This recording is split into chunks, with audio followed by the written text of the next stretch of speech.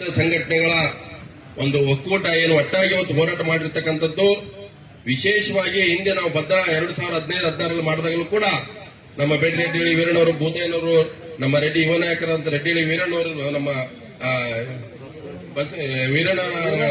ವೀರಣ್ಣವರಿರ್ಬೋದು, ಈಚಗಟ್ಟ ಎಲ್ಲರೂ ಒಟ್ಟಾಗಿ ಸೇರಿ ಮಾಡಿದ್ರಿಂದಾಗಿ ಒಂದು ದೊಡ್ಡ ಶಕ್ತಿ ಬಂತು.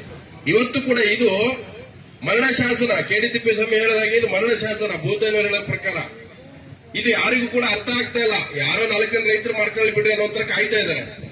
ನಾಳೆಗೆ ಇದು ಟಾಟಾ ಅಲ್ಲ, ಯಾವುದೇ ಕಂಪನಿಯವರು ಬಂದ್ರು ಖಾಸಗೀಕರಣ ಅನ್ನುವಂಥದ್ದು ಇದು ನಮಗೆ ಚಪ್ಪಡಿ ಕಲ್ಲೆಳೆಯುವಂಥದ್ದು.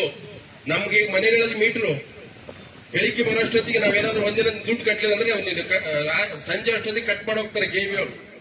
ಸರ್ಕಾರಿ ಸಂಸ್ಥೆಯವರೇ ಕಟ್ ಮಾಡ್ತಾ ಇದಾರೆ. ಇನ್ನು ಪ್ರೈವೇಟ್ ಅವ್ರಿಗೆ ಏನಾದ್ರೂ ಹೋದ್ರೆ ನಮಗೀಗ 4 ಗಂಟೆ ಕರೆಂಟ್ ಅಲ್ಲಿ ಸಿಗ್ತಾ ಇರೋದೇ 3 ಗಂಟೆ ಕರೆಂಟು. ನನಗೆ ಇನ್ನು 2 ಗಂಟೆ ಕರೆಂಟ್ ಸಮಯ 3 ಸಲ ತೆಗೆದಿದ್ದಾರೆ.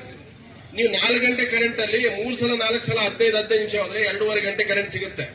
ಸೊ ಅಷ್ಟೊತ್ತಿಗೆ ನೀವು ಮೀಟರ್ ಹಾಕಿದ್ರೆ ನಾವು ತಿಂಗಳಿಗೆ ಇವರಿಗೆ 10,000 15,000 ಕಟ್ಟಕ್ಕಾಗತ್ತಾ?